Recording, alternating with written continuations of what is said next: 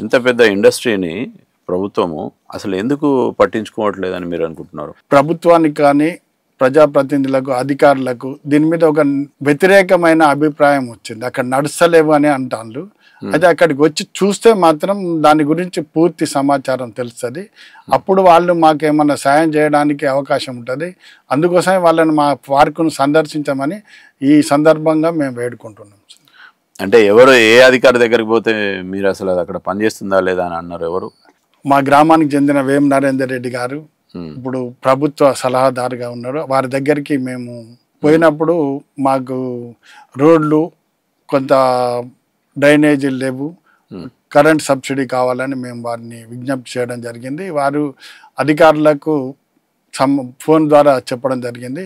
ఈ క్రమంలోపనే ఎండి విష్ణువర్ధన్ రెడ్డి గారికి కూడా ఆయన ఫోన్ చేయడం జరిగింది. అయితే అక్కడ ఫ్యాక్టరీలు నడుస్తలేవని వారు నరేందర్ రెడ్డి గారితో చెప్పడం జరిగింది. అయితే మేము దానికి నడవడానికి మేము కరెంటు బిల్లులు తీసుకుపోయి చూపిస్తామని నరేందర్ రెడ్డి గారితో చెప్పడం జరిగింది. వారు నవ్వి తీసుకెళ్ళండి అని చెప్పారు. మేము అదేవిధంగా ఒక 80 ఫ్యాక్టరీలకు చెందిన కరెంటు బిల్లులను 8వ తారీఖు నాడు కరెంటు బిల్లులు మాకు కరెంటు వాళ్ళు వచ్చి బిల్లులు రీడింగ్ తీస్తారు. అవే బిల్లులను 9వ తారీఖు నాడు మేము అన్ని కలెక్షన్ చేసుకొని ఎండి గారి దగ్గరికి పోయి చూపిస్తే ఆయన నవ్వి ఆ విధంగా మాకు రోడ్లును డ్రైనేజీలు శాంక్షన్ చేయడం జరిగింది. ఇండస్ట్రీకి సంబంధించిన ఎంత బిల్లు వచ్చేది? 15 నుండి 55,000 వరకు వచ్చింది ఒక్కొక్క దానికి. అంటే అవన్నీ తీసుకెళ్ళి ఒక్కొక్క ఇండస్ట్రీకి ఒక్కొక్క బిల్లు వచ్చేస్తున్నట్టు. 8 నడిచిన వాటికి 60,000 వచ్చినాయి. 4 మిషన్లు నడిపిన వాటికి 35,000 వచ్చినాయి. మరి అది అవన్నీ బిల్లులు తీసుకెళ్ళి ఏంది మా అధికారులు ఇట్లా ఒక రాంగ్ ఇన్ఫర్మేషన్ ఇచ్చిందని అన్నారా? ఏమన్నా నవ్వింది సార్. సరే, ఇప్పుడు నవ్వి రోడ్లోనే అవి శాంక్షన్ చేసాను.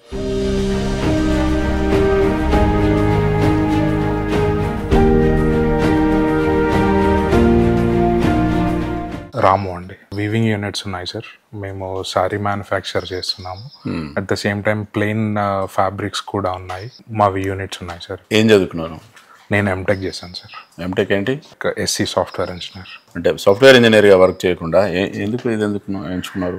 స్టార్ట్ ఇనిషియేట్ చేసినప్పుడు మేము ఒక 10 years, నాకు ఆల్మోస్ట్ 12 to 13 years ఎక్స్పీరియన్స్ ఉంది సార్ దేంట్లో? సాఫ్ట్వేర్ లోపల. మా నాన్న సివిల్ కాంట్రాక్టర్.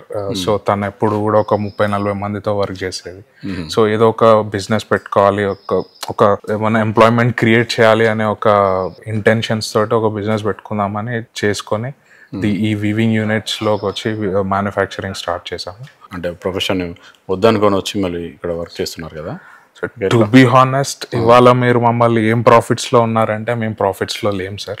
అవి 100 ఫ్యాక్టర్స్ మీద డిపెండెన్సీ ఉంది. ఎందుకంటే ఫస్ట్ ఆఫ్ ఆల్ టెక్స్టైల్ అనేది వాలటైల్ మార్కెట్. ఇవాళ 100 రూపాయలు చెప్పిన ప్రొడక్ట్ రేపు 20 రూపాయలకు అడిగే ఒక సినారియో ఈ మార్కెట్ లో ఉంటుంది. సో కాంపిటీషన్ అనేది కట్ త్రోట్ కాంపిటీషన్. మాకు మ్యానుఫ్యాక్చరింగ్ ప్రైజెస్ ఎక్కువ. ఎందుకంటే ఒక యాన్ తీసుకోవాలనుకోండి, బయటకు ఎక్స్పోర్ట్ చేసేటప్పుడు వాడు సూరత్ లో కోట్ చేసేదానికన్నా కనీసం ఒక 2-3% ఎక్స్ట్రా కోట్ చేస్తాడు. సెకండ్, మాకు ట్రాన్స్పోర్టేషన్. థర్డ్ వచ్చేసి మాకు మోస్ట్లీ మేము ఇంపోర్ట్ చేసుకునేది అహ్మదాబాద్, సూరత్ లేదా ఇచ్చల్ కరంజీ. ఇవి ఏవి కూడా ఏ ట్రాన్స్పోర్ట్ దగ్గరికి వెళ్ళినా కూడా 1 week to 10 days ట్రాన్స్పోర్టేషన్ లోనే పోతుంది. సో ఈ 1 week to 10 days లో 10 days అనేది మా రొటేషన్ అనేది కంప్లీట్ గా it's a dead investment. Okay. తెలంగాణలో ఉన్న పద్మశాలి కుటుంబాలందరూ కూడా భీవండి లేదంటే సూరత్ ఇట్లా వెళ్తారు కదా. ఇట్లా వెళ్ళిన వాళ్ళు ఒకసారిగా ఇట్లాంటి అవకాశం వచ్చింది, ఇక్కడ వచ్చిన తర్వాత మీకు ఎట్లా ఉంది? సో ఇదొకటి వాస్తవానికి ఇది ఒక చాలా ఎట్లా చెప్పాలంటే ఒక చాలా మంచి అవకాశం. ఎందుకు అంటే మాకు మేము డైలీ ఇప్పుడు ఈ పార్క్ కోసం 10 ఏళ్ల నుంచి కష్టపడిన వాళ్ళతో రోజు ఒక్కరితో అయినా ఇంటరాక్ట్ అవుతుంటాం. వాళ్ళు చెప్తూ ఉంటారు మేము 30 years 20 years గా మేము సూరత్ లో పనిచేస్తున్నాం.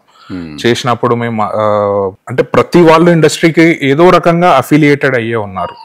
కాకపోతే వాళ్ళ వృత్తిరీత్యా వేరియస్ డిఫరెంట్ డిపార్ట్మెంట్స్ అయి ఉండొచ్చు, బట్ వాళ్ళైతే కంప్లీట్ గా క్లాత్ తోటి అఫిలియేట్ అయి ఉన్న వాళ్ళే. ఓకే. బట్ ఇవాళ ఇక్కడికి వచ్చినాక ఇండస్ట్రీ పెట్టుకున్నారు, ప్రతి ఒక్కరం కష్టపడ్డాం, గవర్నమెంట్ ఇది అలాట్ చేసింది, తర్వాత దీన్ని లోన్స్ వచ్చి కన్స్ట్రక్షన్ చేసుకున్నాం. బట్ ఏమంటారు చూసారా, చెట్టు పెరిగింది, పువ్వు కూడా పూసింది, కానీ కరెక్ట్ గా తినడానికి పోయి చూసేసరికి అక్కడ ఏం లేకుండా అయిపోతుంది. ఎందుకని అట్లా అవుతుంది అంటారు? మేజర్ గా ఏంటంటే సార్, మాకు సపోర్ట్ సర్వీసెస్ లేవు. లోన్, టర్మ్ లోన్ సబ్సిడీ, లేకపోతే క్యాపిటల్ సబ్సిడీ, ఫస్ట్ ఈ సపోర్ట్ కావాలి సార్. సో దట్ ఏమవుతుందంటే మా మ్యానుఫ్యాక్చరింగ్ ప్రైస్ అనేది తగ్గుతుంది. ఇప్పుడు ఫస్ట్ ఆఫ్ ఆల్ మార్కెట్ లో 100 రూపాయలు దొరికే క్లాత్ కి మేము ఆల్రెడీ ఇక్కడ 120 పెడుతున్నాం తయారు చేయడం కోసం. ఇప్పుడు చెప్పండి, ఇండస్ట్రీకి సంబంధించిన దాంట్లో మీరు అన్నట్టు 364 యూనిట్లు నడవాలంటే ఇప్పుడున్న కాంగ్రెస్ ప్రభుత్వము ఏం చేయాలంటారు? సార్, ఇప్పుడు ఉన్న ప్రభుత్వం మాకు అందరికీ సబ్సిడీలు ఇవ్వడం వల్ల కొంత బ్యాంకు వాళ్ళతోటి వెసులుబాటు అవుతుంది. ప్రస్తుతం బ్యాంకు వాళ్ళు లీగల్ నోటీసులు పంపిస్తున్నారు. ఎందుకు? టైం అయిపోతుంది. మాకు మార్చి, డిసెంబర్ వరకు మారిటోనియం ఉన్నది. మారిటోనియం అంటే తాత్కాలికంగా ఈఎంఐలపై వడ్డీ దానిపై నిషేధం ఉన్నది తాత్కాలికంగా. అది డిసెంబర్ తోటి అయిపోతుంది కాబట్టి ఇప్పటి నుండే వాళ్ళు ప్రాసెస్ చేసుకుంటారు. కాబట్టి ప్రభుత్వం మాకు సబ్సిడీ రూపేణ కొంత ఇవ్వాల్సిన సబ్సిడీని మంజూరు చేసి బ్యాంక్ అకౌంట్లో జమ చేస్తే అది మాకు కొంత లోను తగ్గుతుంది. వాళ్ళు బ్యాంక్ వాళ్ళు కూడా మాకు కొంత వెసులుబాటు కల్పిస్తారు. అది అదే మీరు బ్యాంక్ అధికారుల దగ్గరికి వెళ్ళి ఇదే విషయాన్ని అడిగినప్పుడు ఏమంటున్నారు వాళ్ళు? మీరు ఫస్ట్ సబ్సిడీ తెచ్చుకుంటామన్నారు, ఇప్పటి వరకు మీరు తెచ్చుకోలేదు అని చెప్తే మేము సబ్సిడీకి అప్లై చేసినాం సార్. మాకు ఒక 25 మందికి సబ్సిడీలు మంజూరు అయినాయి. తర్వాత ఇప్పుడు మళ్ళీ వాటిని క్యాన్సిల్ చేయడం జరిగింది. ఎందుకు క్యాన్సిల్ చేసినారు? గవర్నమెంట్ మారిన తర్వాత ఇప్పుడు మంజూరు అయిన వాటిని లాంగ్ ప్రాసెస్ అవుతుందని 25 మందిని కూడా ఆపేసిండ్రు. ఎంత అమౌంట్? ఒక్కొక్కలకు 35 లక్షలు, 22 నుండి 35 లక్షల వరకు మంజూరు అయినాయి. అవి వాటిని నిలిపివేసిండ్రు. ఆ 25 మందికి వచ్చినా కూడా మాకు కొంత వెసులుబాటు ఉండు. ఇప్పుడు 3 ఏళ్ళు అవుతుంది మేము ఆన్లైన్లో అప్లై చేసిన తర్వాత ఇప్పుడు ఇదివరకు జౌలి శాఖ లోపల మేము అప్లై చేసినాం. ఇప్పుడు 3 ఏళ్ల తర్వాత ఇది మళ్ళీ పరిశ్రమల శాఖకు బదిలీ చేసిండు. పరిశ్రమల శాఖకు బదిలీ చేసిన తర్వాత మేము పరిశ్రమల శాఖ ఎండి గారిని కలిస్తే జనరల్ మేనేజర్ గారిని కలిసిన తర్వాత అవి అప్పుడు అప్లై చేసినవి ఓకే ఉంటాయి, వాటిని పట్టే మేము ఇస్తామని చెప్పిండు. కానీ ఇప్పుడు 3-4 నెలలు అవుతుంది, అయినా కూడా దాన్ని ఊసు ఎవరికి కూడా ఎత్తడం లేదు. ఇప్పుడు అంత పెద్ద అమౌంట్ మీకు శాంక్షన్ అయ్యి మళ్ళీ తిరిగి గవర్నమెంట్ తీసేసుకున్నదంటే మీరు ఇక్కడున్న స్థానికంగా ఉండే ఎమ్మెల్యేస్ కానీ ఎంపీలు కానీ మంత్రుల దగ్గరికి ఏం వెళ్ళలేదా? మేము ఎమ్మెల్యే నాగరాజు గారి దగ్గరికి వెళ్ళాము, వారికి కూడా చెప్పాము. వారు ఒక లెటర్ కూడా పెట్టారు వాళ్ళు, ఇది పరిశ్రమల శాఖకు. మళ్ళీ తర్వాత కడియం శ్రీహరి గారి దగ్గరికి కూడా వెళ్ళాము, వారికి కూడా చెప్పాము, వారి దృష్టికి కూడా తీసుకెళ్ళాము. వారు కూడా నేను మాట్లాడతా అని చెప్పారు. తర్వాత మన మంత్రి గారు అయిన కొండ సురేఖ గారి దగ్గరికి కూడా వెళ్ళాం సార్. వారు కూడా ఒకసారి కమిషనర్ శైలజ రామయ్య గారికి ఫోన్ చేసి చెప్పారు. చెప్తే వాళ్ళు చెప్పి మీరు అక్కడికి వెళ్ళండి అవుతుందని చెప్పారు. అయినా కూడా అవి ఇంతవరకు ఏం కాలేదు సార్. ఒకవేళ సబ్సిడీ వస్తే మరి బ్యాంక్ వాళ్ళు ఏమంటున్నారు? సబ్సిడీ వస్తే అధికారులు ఏమంటారంటే సబ్సిడీ వస్తే మీరే తీసుకుంటారని చెప్తాను సార్. అది అపోహ. అది డైరెక్ట్ వచ్చి బ్యాంకు లోపల జమ అవుతుంది. అది మా లోన్ అమౌంట్ లోపల తగ్గుతుంది, మేము కట్టే బాకీ మాత్రం తగ్గుతుంది తప్ప మాకు అందులో నుండి ₹1 కూడా ఎవరికి కూడా ఇయ్యరు. అది జరిగే విషయం సార్. ఇప్పుడు ప్రభుత్వాన్ని మీరు డిమాండ్ చేసేది, మీరు కోరేది ఏంటి? సబ్సిడీ వెంటనే రిలీజ్ చేయాలి, వెంటనే రిలీజ్ చేయమని అడుగుతాను సార్. ఆ తర్వాత రోడ్లు, డ్రైనేజీలు, చుట్టూ కాంపౌండ్, ఇవి కరెంటు సబ్సిడీ రాయితీ కూడా ఇవ్వాలి సార్. అది గవర్నమెంట్ సబ్సిడీ ఇచ్చిందని చెప్పింది, నవంబర్ నుండి వచ్చిందని చెప్పింది. మేము ఇక్కడ లోకల్ కరెంటు ఆఫీసు డిఈని, ఎస్సీని, చీఫ్ మేనేజర్ వీళ్ళందరినీ కలిసాం సార్. కలిసిన తర్వాత వాళ్ళు ఇది కొంచెం పార్క్ ఒకే దగ్గర సమూహంగా ఉన్నది కాబట్టి మేము దీన్ని పై అధికారులను అడిగి తెలుసుకొని మీకు ఇస్తామంటాను. అది ఒకవేళ కరెంటు సబ్సిడీ వచ్చినా కూడా కొంత వెసులుబాటు జరుగుతుంది సార్. దానివల్ల కాదు, ఇప్పుడు ఎన్పిడిసిఎల్ అధికారులు స్పష్టంగా ఏమంటున్నారు, మీకెందుకు వర్తించదని చెప్తున్నారు? ఇది అంత ఒకే దగ్గరనే కదా, ఇంత పెద్ద సొసైటీ కదా, దీనికి వర్తిస్తుందా అనేది మేము పై అధికారులను తెలుసుకున్న తర్వాత నిజానికి ఎవరికి వర్తిస్తుందని అంటున్నారు వాళ్ళు? అది ఇండివిజువల్ గా ఇళ్లలో ఉన్న వాటికి మాత్రమే, అంటే ఆ కుటీర పరిశ్రమలకు మాత్రమే వర్తిస్తుంది. ఇది మీరు విద్యుత్ సబ్సిడీ అనేది గవర్నమెంట్ ఇచ్చిన ఆదేశాలు కేవలము కుటీర పరిశ్రమలకే వర్తిస్తుంది. మీరేమో ఒకే దగ్గర ఇంత పెద్ద సొసైటీ పేరుతో ఇంత పెద్ద మొత్తంలో పెట్టారు కాబట్టి మీకు వర్తిస్తుందా లేదా అనే విషయాన్ని తెలుసుకుందామని చెప్తున్నారు, అంతే కదా? ప్రభుత్వం ఏమో 25 HP వరకు మనకు సబ్సిడీ ఇస్తామని చెప్పింది. వాళ్ళకి అధికారులకు కూడా ఆదేశాలు పంపింది. జీవో కూడా ప్రభుత్వ కరెంట్ అధికారుల దగ్గర కూడా ఉన్నది, విద్యుత్ శాఖలో కూడా. ఆ జీవో ప్రకారం ఇవ్వమని అని అంటే మేము ఎలిజిబిలిటీ అని చెప్పినాం. చిన్న పరిశ్రమలైనా మాకు ఎలిజిబిలిటీ అవుతుంది, లేదా కుటీర పరిశ్రమలైనా టెక్స్టైల్ అయినా మాకు అది వర్తిస్తుందని చెప్పినాం. అక్కడనే జౌలి శాఖ నుండి కూడా వాళ్ళు కూడా మాకు అదే చెప్పిండ్రు. అంటే వీళ్ళకి అదే విషయం వీళ్ళకి చెప్పిన తర్వాత మేము పై అధికారులకు చెప్పిన తర్వాతనే ఏదైనా ముందు స్టెప్ వేస్తామని ఆపేసింది.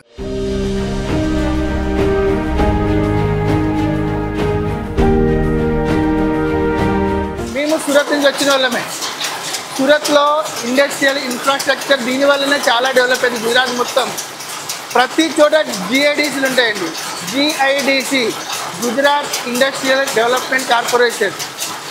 అక్కడ అలాంటి GIDC స్థాపించి గవర్నమెంట్ పథకాలు లోన్లు ఇచ్చి వాళ్ళకి సబ్సిడీ ఇవ్వడం ఇచ్చింది కాబట్టి ఈరోజు సూరత్ ఒక స్టేజ్లో ఉంది.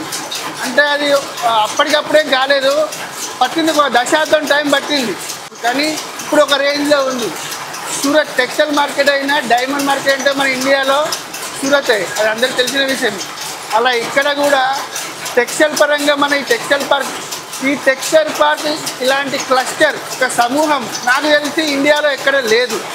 ప్రభుత్వం కొంత చొరవ తీసుకొని మాకు ఇచ్చే పథకాలు ఏవైతే స్టార్టింగ్ చెప్పారో, ఆ MSME ద్వారా ఏమైతే మాకు చెప్పారో అది ఖచ్చితంగా ఇవ్వాలి. ఇస్తే ఖచ్చితంగా 100% తెలంగాణలో మనం చెప్పుకునే విధంగా ఈ టెక్స్టైల్ పార్కు రెడీ అవుతుంది సార్. నెక్స్ట్ ఇంకేం కావాలి? ఇంకా మాకు సబ్సిడీ, కరెంట్ సబ్సిడీ ఈ రెండు వస్తే మేము హాయిగా సంతోషంగా కొంతమంది కుటుంబాలను ఉపాధి కల్పిస్తూ మేము కూడా బ్రతుకుతూ ఇక్కడ ప్రభుత్వానికి కూడా మా ద్వారా GST రూపేణా ప్రభుత్వానికి కూడా ఎంతో ఆదాయం కూడా సమకూర్చి పెట్టగలుగుతాం మేము అని మేము ప్రభుత్వానికి విజ్ఞప్తి చేస్తున్నాం సార్. ఇప్పుడు విద్యుత్ సబ్సిడీ కావాలి, అదేవిధంగా అక్కడ మౌలిక వసతులు కావాలి, సబ్సిడీ రిలీజ్ చేయాలి. ఇది ఇప్పుడున్న రాష్ట్ర ప్రభుత్వం చేయాల్సిన పని, రాష్ట్ర ప్రభుత్వ పరిధిలో ఉన్నవి. అవును సార్.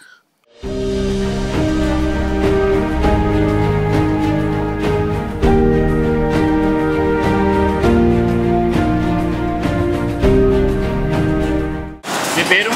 నా పేరు రాము. మీరు ఏం పని చేస్తున్నారు? మిమ్మల్ని ఏమంటారు ఇక్కడ? నెట్వర్కర్ అంటారు. మీరు ఎప్పటి నుంచి, అంటే ఎన్ని సంవత్సరాల నుంచి చేస్తున్నారు? నేను మినిమం 18 సంవత్సరాలు అవుతాను, 16 సంవత్సరాలు అవుతాను. 16 సంవత్సరాల నుంచి ఇక్కడే చేసిరా? ఎక్కడ చేసారు? సూరత్లో చేసినాను. 2015 దాకా సూరత్లో చేసిన. తర్వాత ఈ పార్క్ స్టార్ట్ అయింది. అప్పటి నుంచి ఇక్కడ చేస్తున్నాను. 5-6 సంవత్సరాలు అవుతుంది ఇక్కడ పార్క్. ఏం చీర అంటారు? ఇది జరి చీరలు అంటారు వీటిని. ఇది పళ్ళు, పళ్ళు నడుస్తుంది. ఈ పళ్ళు అయిపోయినాక ఆఫ్ అవుతుంది, మిషన్ ఆటోమేటిక్గా ఆఫ్ అవుతుంది.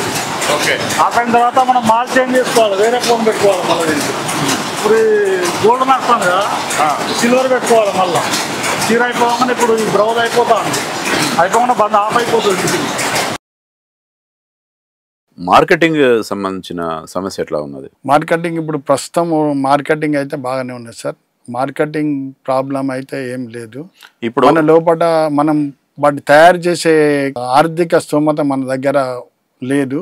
అదనంగా బ్యాంక్ లోన్లు ఇంకేమన్నా ఇవ్వడానికి మనం గవర్నమెంట్ సబ్సిడీ ఇస్తే, అదనంగా కొంత వర్కింగ్ క్యాపిటల్ ఇస్తే మనం సొంతంగా తయారు చేసుకొని ఇక్కడ. కానీ ఒక మాట చెప్పండి, అసలు ఇక్కడ ఏమి తయారవుతాయి? అంటే చీరలా, లేకుంటే టవల్సా, ఇంకేమి తయారవుతాయి? ఇక్కడ ఇప్పుడు మనకు మొత్తం జకార్డ్లు ఎక్కువ ఉన్నాయి, డాబీలు తక్కువ ఉన్నాయి. కాబట్టి జకార్డ్లు మొత్తం సారీజ్ చేస్తాను. డాబీలు కూడా పాయింట్ సెట్లు తయారు చేయాలి అని అంటే సైజింగ్ కావాలి. సైజింగ్ యూనిట్ మన దగ్గర లేదు. MSME వాళ్ళు సైజింగ్ యూనిట్ ఇస్తామని చెప్తే మేము DPR తయారు చేసి వాళ్ళకి పంపించాము. ఒకవేళ అది వస్తే మాత్రం పాయింట్ షర్టింగ్ కూడా ఇక్కడ తయారవుతుంది. అన్ని ఇప్పుడు మీ దగ్గర తయారేటి ఏంటి ఇప్పుడు ఓన్లీ శారీస్ చీరలే. ఇప్పుడు ధర్మవరం చీరలు మన దగ్గర నడుస్తున్నాయి. ఇప్పుడు మిగతా యూనిట్స్ కంటే మడికొండ టెక్స్టైల్ ఇండస్ట్రీకి సంబంధించిన దాంట్లో ఏంటి ప్రత్యేకత? మీ తయారీ కానీ మీ మెషినరీ కానీ ఏంటి ప్రత్యేకత ఏమిటి?